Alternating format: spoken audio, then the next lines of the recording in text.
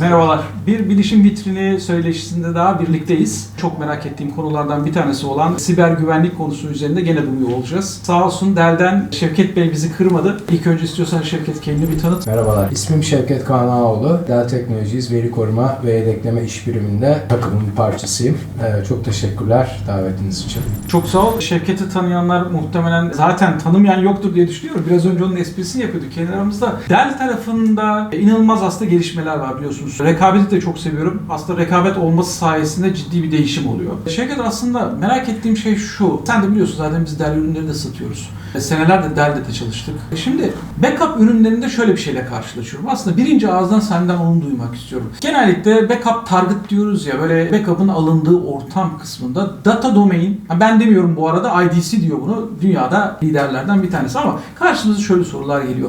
Neden standart bir disk ortamı değil? Neden data domain? Şimdi data domain'in biraz tarihine bakarsak, data domain esasında bu işi, bu piyasayı oluşturan ürünün ismi. Hatta Dell öncesinde EMC'den önce de Data Domain denilen bir firmanın geliştirdiği bir ürün. Bu ürün o zamanlar senin de söylediğin gibi depolama altyapılarına yedek almanın ötesinde bu iş için tasarlanan bir cihazla buradaki ihtiyaçları daha doğru nasıl adresleriz diye geliştirilmiş bir ürün. En önemli fonksiyonu açıkçası geri dönme garantisi veriyor olması. Bir Data Domain ürününe aldığınız bir yedeğin, tabii çok daha başka özellikleri de var bahsedeceğim ama isterseniz 1 sene, isterseniz 3 sene, isterseniz 5 sene veri üzerinde bir gün buradan geri dönebiliyorsunuz. Zaten yedekleme geri dönmekle ilgili olan bir olay. Daha sonra önemli olan şeyler backup hızı, işte geri dönüş hızı, söylediğim gibi veri kaybetmeme garantisinin ötesindeki güvenlik özellikleri, veriyi sıkıştırması, o da çok önemli bir özellik. Çünkü günün sonunda bu veri her gün tekrarlanan bir veri. Siz bunu maksimum derecede sıkıştırmazsanız gani disk alanı kullanırsınız. Bunu da ortadan kaldırabilmek için gelişmiş sıkıştırma, tekilleştirme algoritmaları kullanılması gerekiyor. Data Domain firması biraz önce bahsettiğim özellikleri hepsini bir araya getirip bir cihaz tasarlıyor. Appliance diyebileceğimiz bir cihaz tasarlıyor. Daha sonra EMC ile beraber bu cihazın özellikleri daha da gelişiyor ve piyasada de facto yedekleme cihazı haline dönüşüyor. Bugün bahsettiğim liderlerinden biri diye, gerçekten liderlerinden biri değil, lideri diyebiliriz. Evet, normal storage'ın üzerine, bildiğimiz geleneksel depoların üzerine aldığınız yedekler var ama onun ötesinde ben bu iş için tasarlanmış bir cihaz kullanmak istiyorum derseniz pazar payı %50'nin üzerinde olan, yani ben şöyle diyorum, dünyadaki 2 veriden birinin yedeğini alan sistemler diyorum. Data Domain başarısı birazcık çok fokuslu olmasından geliyor. Şimdi aslında dediğim gibi biraz önce konuşurken merak ettiğim konuya yavaş yavaş geleceğim. Şimdi data domain'i biz senelerdir kullanıyoruz. Rakiplerin bile kullandığını çok gördüm bu arada. Data domain'in belki güzel olmasının yanında bu. Yani o kadar farklı yazılım tarafından kullanılabiliyor ki çok hani açık ucu. Ama şimdi soru şu. Ben data domain'e böyle backup'ımı alıyorum. PPDM denen bir yazılımımız var. Belki bunun disaster recovery'sini de yapıyorum. Hatta benim firewall'um da var. Dünyanın en iyi firewall'larını da kullanıyorum. Peki benim datam halen güvende mi? Benim aslında müşterilerimizin merak ettiği bu. Güvende miyiz hala? Bir kere şunu söyleyeyim, hiçbir zaman %100 güvende olamazsınız. Biraz sonra %100'e yakın nasıl güvende olabilirsiniz, verinizi koruyabilirsiniz, bundan bahsedeceğim ama ilk olarak bir kere biraz paranoyak olmakla başlamak lazım. Şimdi bunu niye söylüyorum? Günün sonunda data domain de alsınız, PPDM yazılımımızda kullansınız, bütün güvenlik özelliklerini de devreye alsınız, hardening'i hayata da geçirseniz hep bir adım ötesinde saldırının nereden gelebileceğini, saldırganları ne yapmak isteyeceğini düşünmeniz lazım. Şimdi bu anlamda biz Dell olarak açıkçası bir adım önde gitmeye önem veriyoruz. Bu konu özelinde dikkat ediyoruz. Eğri oturalım, doğru konuşalım. Bizim çok seneler önce, 8-9 sene önce yaşadığımız olumsuz bir durumdan dolayı, bir siber saldırının bizim firmalarımızdan biri üzerinden geçmesinden dolayı aldığımız önlemlerin bir sonucu. Bunu söylememin sebebi açıkçası bazen düşünebilirsiniz, ya bir saldırı veya işte bir olumsuz durumdan bahsediyoruz. Tam tersi. Biz o zamanlar yaşadığımız bu tecrübeyle yaklaşık 8-9 seneye yakın bir zamandır bu işe kafa patlatıyoruz. Data domain ne kadar iyi olursa olsun, yazılımlarımız ne kadar güçlü olursa olsun, güvenliğimiz ne kadar ileri olursa olsun bir adım ötede neler yapabiliriz diye. Ve bu sayede siber kurtarma çözümü denilen bir çözümü geliştirdik. Bu çözüm Data Domain teknolojisini kullanan çok güvenli bir teknoloji olduğuna inanıyoruz. Üzerinde Power Protect Data Manager denilen kendimizin yeni nesil yazılımını veya diğer yazılımları kullanan ve söylediğim gibi %100'e yakın, hani resmi olarak %99.5 artı güvenilirlikle verileri koruyabildiğiniz bir ortam. Ve her gün gelişen bir ortam yani. Her gün acaba bunun neresinden bir açık bulunabilir? Her an içinde koşan yazılımlar, içinde yapay zeka koşuyor. Bu yapay zeka algoritmasını nasıl geliştirebilir? Bunlar üzerine düşündüğümüz bir ortamdan bahsediyorum. Data Domain bizce herhangi bir kurumun olmazsa olmazı. Özellikle güvenli, hızlı, geri dönebileceğinizden emin olduğunuz veriler için. Ama onun ötesinde de tabii siber güvenlikle ilgili geliştirdiğimiz bu çözümleri de resmin hangi noktasında devreye sokacağımızı düşünmemiz gerekiyor diye düşünüyoruz. Şimdi aslında benim mesela müşterilerimde en fazla anlatmakta zorlandığım noktalardan bir tanesi çok basit bir nokta. Neden? Biraz önce sorduğum soru aslında. Ben yedeğimi alıyorum, disaster recovery alıyorum, TB bile çıkıyorum. Ben güvendeyim. Gerçekten hani güvende miyim ben? Değilsiniz. Güvendesiniz demek isterdim ama değilsiniz. Çünkü hep şunu söylüyorum. Doğru muyum bir bu arada hani teyit etmeni de rica edeceğim. Backup şöyle bir şey aslında. Aldım, yedekleri aldım. Evet, koruyorum. Geri de dönebiliyorsam okey. Bu site'e bir şey oldu. Hani biz felaket diyoruz. Su basması olabilir, elektrik kesintisi olabilir vesaire vesaire bir sürü şey olabilir felaket. Ama şöyle diyorum ben. Siz gün içerisinde her kopyaladığınızda aslında hatayı da kopyalıyorsunuz karşı tarafa. Yani bu şu anlama geliyor. Aslında benim problemim varsa problem de karşıda. Ve burada şu soru geliyor. Cyber saldırı nedir aslında? Buna bağlayacağım. Saldırı deyince Dell ne anlıyor hocam veya ne anlamalıyız? Çünkü herkes virüs saldırısı gibi algılıyor sadece. Şimdi siber saldırı dediğimiz şey elektronik ortamda sizin isteğinizden farklı olarak davranan veya oluşan bir durum. Çok geniş bir tanım gibi duruyor ama baktığınız zaman elektrik kesintisi bir siber saldırı mıdır? Bir açıdan baktığınız zaman değildir, elektrik kesildi.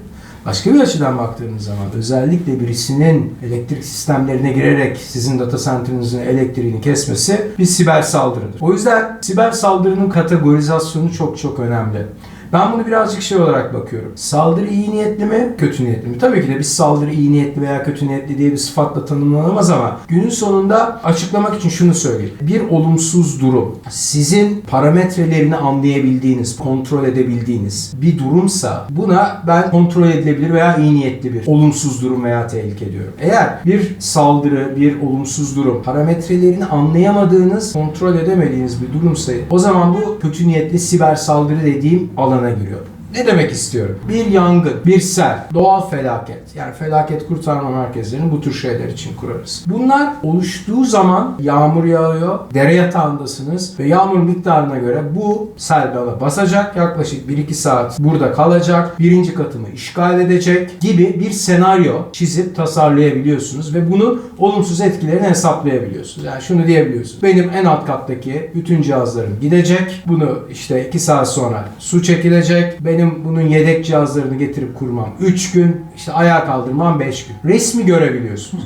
Oysa bir siber saldırı, olumsuz durumda şeyi göremiyorsunuz. Kim saldırıyor? Ne zaman saldırıyor? Nasıl saldırıyor? Siz buna karşı hangi aksiyonları alabilirsiniz? Bu aksiyonları alabilir misiniz? Bu aksiyonları aldığınız zaman karşı taraf ne yapacak? Karşı tarafın aldığı aksiyon üzerinde siz ne yapmanız gerekiyor? Bunlar tamamen belirsiz. Çünkü siber dünya açıkçası her kurumun kolay kolay kavrayabildiği bir dünya değil. Yani elektronik, yazılımlar, yapay zekalar bunlar öyle noktaya varmış durumdalar ki artık sizin bir seli veya bir yangını anlayıp ona karşı alabileceğiniz önlemlerin çok ötesine geçmeniz lazım bir siber saldırı durumunda. O yüzden ikiye bölüyoruz biz resmi. Bir tanesi saldırıyı önleyici aksiyonlar. Bir tanesi de saldırı sonrasında hayata geri dönmekle ilgili olan aksiyonlar diye ayırıyoruz. Niye? Saldırı sonrasında hayata geri dönmekle ilgili aksiyonlar kulağa bayağı kötü geliyor. Yani biz bunu engelleyemedik. Öyle bakmamak lazım olaya. Çünkü karşınızdaki bu işi meslek edinmiş, size saldıran, milyonlarca dolar fidye isteyen veya bir ülkenin emriyle başka bir ülkenin altyapısına saldıran, kurumlarına saldıran kişiler bu işin ehli olan insanlar. Engelleme kısmıyla ilgili yapabileceğinizin en iyisini yapıp eğer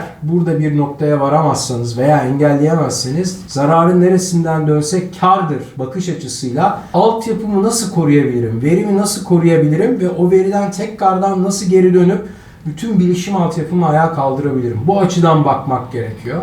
O yüzden mesela bana gelen çok sorulardan birisi biz firewall yatırımları yaptık, işte güvenlik firması çağırdık, işte danışmanlar geldi, binlerce dolar para verdik, prosedürler yazdı, EDR'lar, XDR'lar, CM'ler, onlar bunlar bir çuval şey kurduk. Diyorsunuz ki bunlar boşa. Boşa değil. Hepsini yapmanız lazım. Çünkü öbür türlü yol geçen hanına dönersiniz. Yol geçen hanına dönmek sizin isteyeceğiniz bir şey değil. Yani en azından bir kurumun bilişim IT altyapısı belli bir oranda güvenli olmak zorunda. Evet. Basit atakları engelleyebilmek zorunda. Ama bunun ötesindeki kompleks ataklar içinde bu ikinci senaryoyu, yani engellenememesi durumunda ne yapmam gerekiyor? Bunu düşünmek lazım. Bununla ilgili kafa patlatmak, yatırım yapmak lazım.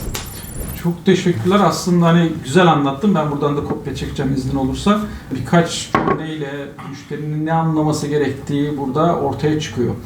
Burada geçen biraz önce konuştuk aslında, bu çekim başlamadan önce de diyeyim, kopyayı da vereyim. Şunu söylemiştim, ben burada tekrarlıyorum izninizle. Siber saldırıya uğrayacak mıyım sorusu yok arkadaşlar. Ne zaman uğrayacağım sorusu var. Buna ne kadar hazırlıklıyım sorusu var. Aslında Şevket, senin anlattıkların bunları çok çok güzel özetledi. Gerçekten teşekkür ederim. Şimdi burada merak ettiğim, şimdi data domeninden bahsettik. Dell olarak yaklaşımınızdan, düşünce tarzınızdan bahsettik. Peki Dell olarak bu biraz önce bahsettin aslında laf arasında, yani adı geçti. Cyber Recovery Solution, siber saldırılara karşı saldırılar olduktan sonra bunu geri kurtarma yönünde nasıl bir çözümümüz var? Bir yapıyı data domainine nasıl bağladık? Nasıl bir çözüm oluşturduk aslında basitçe? Konsept basit ama detayları birazcık kompleks. Öncelikle şunu söylemek istiyorum. İlk felsefemiz neydi veya bunu ilk tasarlayanların felsefesi neydi? Şöyle bir şey. Öyle bir çözüm geliştirelim ki bu çözümü kullanan kurumun içinde çalışan bir admin data center'da yürürken bu çözümün üzerine koştuğu altyapıya baktığı zaman böyle bir çözüm, bu ne, bu rack ne, bu cihazlar ne, buradaki serverlar ne, bunların hiçbir envanterde yok, böyle bir yapımız yok, bunu kim getirdi buraya koysun gibilerinden bir mentalite. Demek istediğim şey şu: tamamen gizli, tamamen dış dünyayla bağlantısı kesilmiş, mümkün olduğu kadar az insanın varlığından haberi olduğu, mümkün olduğu kadar az IT sistemiyle etkileşimde olan bir sistem kurmak. Bütün konsept buradan çıktı. O yüzden ilk bu ürünümüz, bugün siber kurtarma çözümü, İngilizcesiyle Cyber Recovery Solution dediğimiz çözümün ilk ismi Isolated Recovery Solution. İzole bir ortam. Biz ilk olarak izole bir ortamı kurduk. Eksikleri vardı. En büyük eksiklerinden bir tanesi de bir zekaydı. Şimdi siz tamamen izole bir ortam kurduğunuz zaman eğer bir zeka içine koymazsanız o ortam bir vadede çalışmaz hale veya anlamsız bir hale geliyor. Yani kendi kendine otonom çalışabilen her ortamın bir zekaya ihtiyacı var. Bu zeka da dışarıdan kontrol edilmeyen, kendi kendine öğrenen, kendi kendini geliştiren bir ortamdan bahsediyor. Ne demek istiyor? Açıkçası çözümümüz bir set donanım ve bir set yazılımdan oluşan bir çözüm. Yaptığı iş dış dünyadan gelen veriyi hiç kimseye fark ettirmeden kendi ortamına almak, bir data domain altyapısı üzerine almak, daha sonra gelen veriyi çok detaylı olarak analiz etmek ve bu detaylı analiz sonunda çıkan sonuçları dışarıya yine fark edilmeyecek bir şekilde bir rapor olarak, e-mail olabilir, bir mesaj olabilir, gönderip o gün için o kurumun elindeki verinin güvenli olup olmadığını teyit eden bir altyapıdan bahsediyoruz. Bahsettiğim gibi ismi Cyber Recovery Solution. Hani ilk söylediğim hangi felsefeyle başladık gerçekten çok şey değil. Kulağa böyle biraz garip geliyor bu nasıl bir felsefe diye. Ama gerçekten böyle olması gerekiyor. İçinde izolasyonu, veri değişmezlik garantisini ve zekayı barındıran ama bunları da kaba bir tabirle çaktırmadan yapan bir altyapıdan bahsediyoruz. Bu özellikleriyle normal bir yedekleme altyapısından ciddi farkları var. Normal bir felaket kurtarma altyapısından da ciddi felaketleri var. Bu esasında network'e eklediğimiz üçüncü bir mimari not gibi düşünebilirsiniz. Normalde production, üretim ortamları vardır. Felaket kurtarma merkezi ortamları vardır. Tandem çalışırlar ve bir doğal felakette birbirlerini tamamlarlar. Oysa siber kurtarma çözümü dediğimiz şey fiziksel olarak ayrı bir lokasyonda olmamasına rağmen felsefe olarak çok ayrı çalışan Ve üçüncü bir nod mimaride siber kurtarma merkezi, nodu, elektronik kasa, değişik isimleri var. Adlandırdığımız kara kutu. Böyle bir noddan bahsediyoruz. Ve bugün için %100 benzer bir yapıyı herhangi başka bir üreticiden de görmüyoruz. Bu yüzden çok ciddi derecede verisine önem veren, siber saldırılara karşı bir siber saldırı sonucunda geri dönmeyi çok önemseyen binlerce kuruluş şu anda dünyanın birçok ülkesinde bu elektronik kasaları kuruyor. Bilgilendirme için çok sağ ol. Güzel bir şey söyledin. Tabii ki merakımı da arttırıyor doğal olarak. Birkaç tane firmayı bilsem de genel bir soru soracağım izninle. Bu ürünü kim alıyor ağırlıklı olarak ve Türkiye'de bir referans var mı? Açıkçası herkesin ilgi alanına giren bir ürün. Maalesef kendini hani siber güvenlikle ilgili en üst seviyede tanımlayan firmalar bile maalesef hani saldırılar yiyebiliyorlar. İşte dünyanın en butik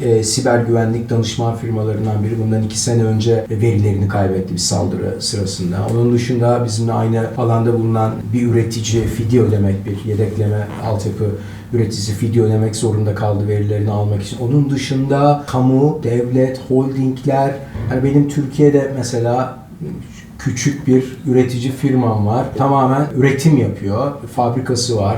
SAP altyapıları var. Çok büyük bir firma değil ama bir saldırı durumunda kendini korumakla ilgili tabii ki de çok büyük bir IT altyapısı yok veya güvenlik uzmanları yok. O yüzden kendini güvenli hissetmek için böyle bir altyapı satın aldı. Yani söylemek istediğim şey verisi önemli olan, verisi iş modelinin temelini oluşturan, verisini kaybettiği zaman gerçekten kurumun işleyişiyle ilgili ciddi sıkıntı yaşayabilecek, şirketi kapama noktasına kadar getirebilecek durumlar yaşayabilecek firmalar bu yatırımı yapma konusunda daha hevesliler. Esasında herkes çok hevesli ama tabii ki de yatırım maliyetleri engelleyici faktör olabiliyor. Ama ve lakin verinin değeri bugün kurumlar için inanılmaz. O yüzden herkesin ilgi alanına girebilecek bir ürün. Birazcık hani sen sordun ya saldırı yiyecek misiniz? Ne zaman? Esas soru ne zaman siber saldıracaksınız? Biraz bu tür altyapıları kurmakta benzer bir durum. Hani ne zaman bütün kurumlar böyle bir altyapı veya buna benzer altyapılar, illa bizim altyapımız olmak zorunda değil ama benzer özellikler gösteren altyapılar ne zaman kuracak? Bence daha doğru bir soru. Referanslara gelince evet, biz son 1,5-2 senedir bu ürünü Türkiye'de hani bahsettiğim Isolated Recovery Solution'du. Daha sonra yapay zekanın eklenmesiyle Cyber Recovery Solution oldu. O noktadan itibaren biz Türkiye'de çok aktif olarak bu ürünü anlatmaya başladık. Çok ilgi gördü. Bugün de 15 civarında Türkiye'de bu elektronik kasayı, bu siber kurtarma çözümünü kuran firma var. Birçok firmayla aktif olarak şu anda görüşüyoruz. Bu sayı çok hızlı artacaktır. Burada finansal kuruluşlardan tutun, demin bahsettiğim gibi üretim yapan firmalara, hastanelere, enerji sektöründe işlem yapan büyük kuruluşlara kadar geniş bir portföyde şu anda müşteri portföyümüz var. Ama söylediğim gibi bu herkesin bir derdi, herkesin kafasında bir siber saldırı durumunda ne yapacağım sorusu var. O yüzden hem oturup konuşmak için ilginç bir konu hem de kurumların kurup ayağa kaldırması için elzem olduğunu düşündüğümüz bir çözüm. Ben de kesinlikle katılıyorum. Özellikle sektöre ilgi göstermese bile haberlerde öyle veya böyle duymuşlardır. Amerika'da, Avrupa'da, başka Çin'de birçok yerde hastanelere dahi saldırılar oluyor. Hastanelerin bütün altyapılarını kapatıyorlar. Bunların geri dönüşleri de genellikle şöyle zannediliyor. Genellikle bu dönüşler sanki böyle anında olacakmış fikri var insanlarda. Yani böyle işte ne bileyim ben hemen backup'ını install edeceğim, düzelecek gibi bir şey. Yani bunun genel bir süreci hiç karşılaştın mı? Yani şu kadar sürüyor. Orta bir firmada yani çok tabii ki bu değişken bir şey. Datanın boyutuna da bağlı ama bu kadar kolay olmadığını gördüğün yerler, örnekler var mı? İki şekilde cevaplayayım bunu. Bir şeyi anlatayım. Burada bu çözümle neyi garantiliyoruz veya neyi biliyoruz? Biraz sohbetin başında da bahsettim. Bu çözümle beraber şunun garantisini verebiliyorsunuz. Ben 24 saatte, 12 saatte, 36 saatte altyapımın büyüklüğüne, ortamı temizleme hızıma göre geri dönerim, verilerimi restore ederim, ayağa kaldırırım ve kurumumu tekrar çalışmaya başlatabilirim. Belli bir saat, belli bir zaman veya dar da olsa bir zaman aralığı verebiliyoruz. Böyle bir çözüm olmadığı zaman şunun hiçbir garantisi yok. Ben yedek altyapımdan, yedekleme sistemlerinden geri döneceğim, hızlıca ayağa kaldıracağım ve her şey çalışacak. Hiçbir şekilde böyle bir garanti yok. Niye böyle bir garanti yok? Çünkü bu saldırılar çok uzun süren saldırılar. İçeriye giren saldırganlar bazen aylarca en doğru zamanda nasıl bu saldırıyı başlatırım, bana karşı, benim saldırıma karşı alınacak önlemleri riskleri nasıl bertaraf ederim? Onların yapacakları aksiyonlara karşı ben yeni ne sürprizler ortaya koyabilirim diye bu hazırlıkları yaptıktan sonra saldırıya başlıyorlar. O yüzden sizin yedekleme ortamlarınızda tuttuğunuz veriler bundan haftalar, aylar önce kirletilmeye başlanmış olabilir ve siz elinizde bulunan yedeklerden geri döndüğünüz zaman bu kötü sürpriz devam ediyor olabilir. O yüzden şunun garantisini hiçbir şekilde veremem. Demin söylediğim gibi 12 saat, 24 saat, 36 saat, 72 saat de ben geri dönerim. Hiçbir garantisi yok. Dönebilirsiniz. Eğer şanslıysanız ve veriler kirlenmemişse geri dönebilirsiniz. Ama hiç de geri dönemeyebilirsiniz. Alternatifi şu kadar zamanda ben geri dönebiliyorum. Bu gerçekten geceleri uyurken insanı rahat ettirecek bir durumdur. Özellikle IT'cilere baktığınız zaman. Kesinlikle katılıyorum. Şu da var. Bazen şöyle bir şeyler duyuyorum. Bu da aslında siber güvenlik tarafında ne kadar az yetkin olduğumuzu gösteren. Şöyle ki işte ben siber saldırıya uğradım, paramı verdim, işte Bitcoin'dir, Otcoin'dir vesaire coin'dir. Kurtuldum ama adam zaten sizdeydi. Şu an encrypt sizin datanızı açtı ama 2 gün sonra, 1 yıl sonra gene aynı şeyi yapmayacağını bilmiyoruz. O yüzden aslında bence bu yapıyı daha bu seviyeye düşmeden aslında kurup önlemlerimiz biraz önce söylediğim güzeldi. Alabildiğin önlemlerin maksimumu almak bence yapılması gereken şeylerin ilk aşaması olması gerekiyor. Ondan sonra da artık hani tabii ki %100 koruma neredeyse imkansız. Bu korumalara geçtiği zaman da geri dönmek için nasıl alternatiflerim var? Aslında hani çok güzel bir şey söyledin. Bizim programlamadan geldiğim için ben bir sürü if'imiz var. Bu if'lerin sonrasının ne olacağını bizim belirliyor olmamız, hazır olmamız, olabildiğince hazır olmamız en önemli şey aslında diye düşünüyorum ben. Bir şey söyleyeceğim. Kredi kartına taksit yapan hackerlar var. Çok iyiymiş. Onlara denk gelirseniz taksit yapabilirsiniz. Ama taksit mi açıyor? şundan emin olamazsınız hiçbir zaman.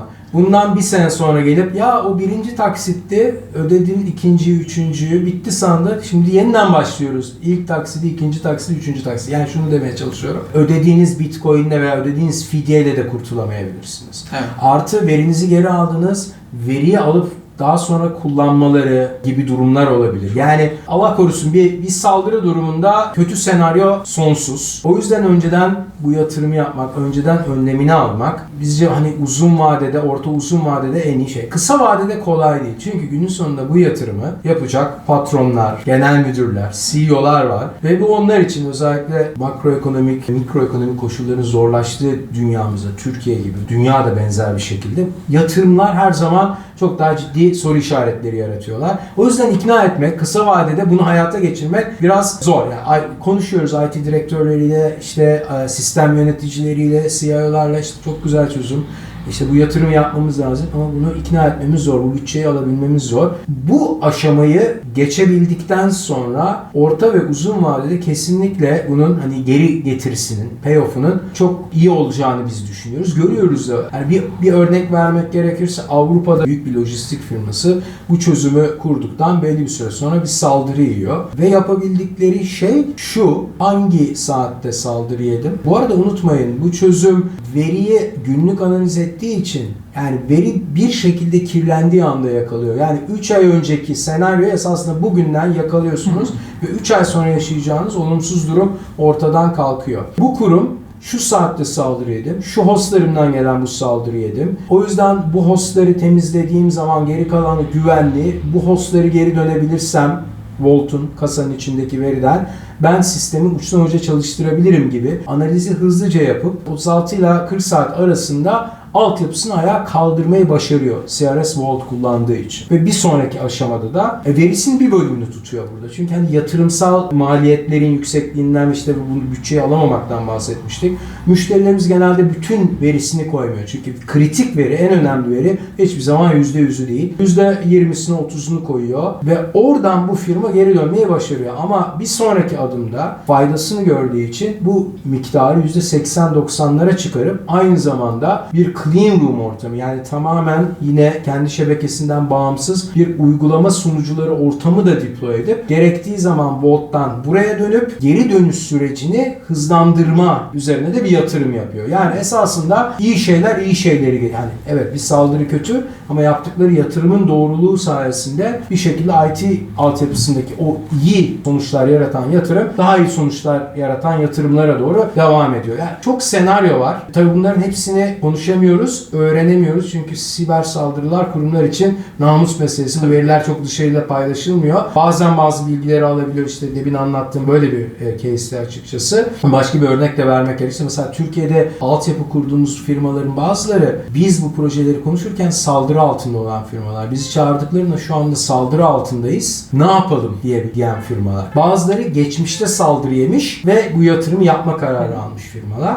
Bazıları da hiç saldırı yememiş ve duyarlı, bu konuda risk farkındalığı yüksek olan firmalar. Bizce bu duyarlı ve risk farkındalığı yüksek olan firmalardan olup gerekli önlemleri almak bizim çözümümüzde olur, alternatif çözümlerle olur. Ama geri dönüşte restore ile ilgili olarak, yani bir siber saldırı durumunda verinin güvenli bir kasada tutulması, güvenli bir ortamda tutulması ile ilgili yatırımları ciddi derecede düşünmesi gerektiğine ben şahsen inanıyorum. Bizim kurumumuz da inanıyor. Örnekler de bunu birazcık kanıtlayan yönde. Aslında çok güzel bir şey söyledin. Hep böyle aralardan ufak tefek şeyler, kendime yararlı şeyleri yakalıyorum ama sonuçta bilgi herhalde bu çağın en değerli şeyi diye düşünüyorum ben. Şu an internette olmayan o kadar az firma var ki neredeyse herhangi bir taş ocağı bile artık internette işlem yapıyor. O yüzden müşteri bilgileri, satış bilgileri vesaire aslında çok kritik şeyler. Birkaç nokta mesela yakaladığım, bütün data aslında adam için kritik değil.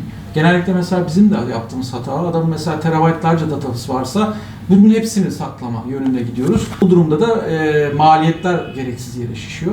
O yüzden aslında kritik datanın müşteri tarafından da biliniyor olması, kendi bilgisini ortaya koyması bence önemli noktalardan bir tanesi gibi geliyor. Unutma lütfen şunu söyleyeyim.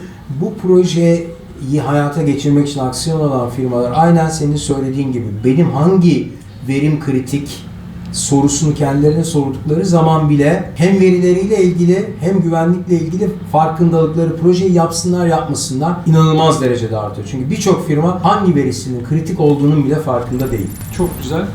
Artı sen konuşurken mesela aklıma geldi. Biraz önce onun üzerinde de durmuştuk seninle birebir konuşurken. Aslında hep böyle regülasyonlardan bahsediyoruz mesela ama ben çok fazla regülatif olan şeylerin sadece zorunlu olduğu için değil. Bunun sizin firmanızın reputasyonu olsun, müşterilerinize karşı, dünyaya karşı görünüşünüzü etkilenmesi nedeniyle yapılması gerektiğini düşünüyorum aslında. Sizin bu kritik datanız varsa korumanız lazım. Yani bu evinizin kapısını açıp herkesin içeri girip ondan sonra yakınmaya benziyor açıkçası.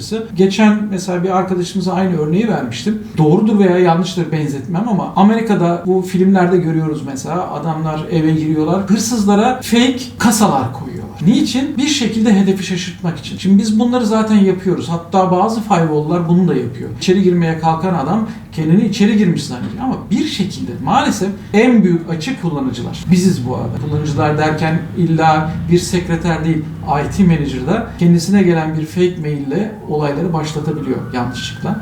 O yüzden gerçekten data çok önemli. Del'in yaklaşımı bu arada değişik, hoşuma giden bir yaklaşım. Açık sözlü olması da çok güzel. Hani biz her şeyi kurtarırız diye çıkan bir karizmadan çok biz evet her şeye hazırlıklı olmaya çalışıyoruz. Bu çünkü security tarafında aslında söylenebilecek en dürüst laf bence. Yapı zaten test edilmiş, denenmiş. Şu an her yerde kullanılıyor dediğiniz gibi, Türkiye'de de örnekler olan bir şey. Gerçekten çok güzel. Bizim olabildiğince aslında müşterilere bunları anlatıyor olmamız lazım. Aslında müşterilerden senin söylediğin gibi bir şekilde sorular geliyor olması lazım. Ben ne kadar hazırlıklıyım buraya sorusu geliyor olması lazım bence.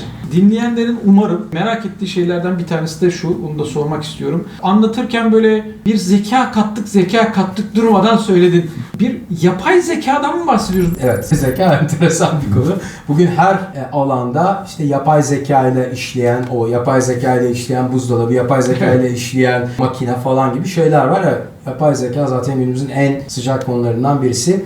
Burada yapay zeka ile vurguladığımız şey esasında makine öğrenmesi, ve bunun doğal sonucu olan yapay zekanın veri içindeki kötü niyetli kodu, malware'i, ransomware'i yakalamak için kullanılma sürecinden bahsediyoruz. Bunun için en basit anlamıyla çok güçlü bir algoritma düşünebilirsin. Bu çözümün içinde, paketin içinde koşan bir yazılım, CyberSense denilen bir yazılım var. Ne olduğu çok önemli değil. Ama ve lakin gelen verileri çok detaylı olarak 1-0'lar seviyesinde çok uzun süren, yani uzun sürmesinin sebebi de her şeyin her şeyle ilişkisine baktığı için uzun süren bir süreçte analiz ediyor. Her gün bu analizi yapıyor. Güçlü sunucular var çözümün parçası olarak. Burada kullandığı teknolojiler en basitinden signature based dediğimiz karşılaştırma ama bunun çok ötesinde unsupervised ve supervised dediğimiz makine öğrenme algoritmaları. Yani bir şeyi, bir matematik formülün parametrelerinin değişiminin analizi daha da ötesinde matematik formülünün parametrelerinin yerlerinin değişerek en basit anlamıyla yeni bir matematik formülü oluşturulması ve buradan bir analiz yapmak. Tabii bunun teknik detayı anlatsak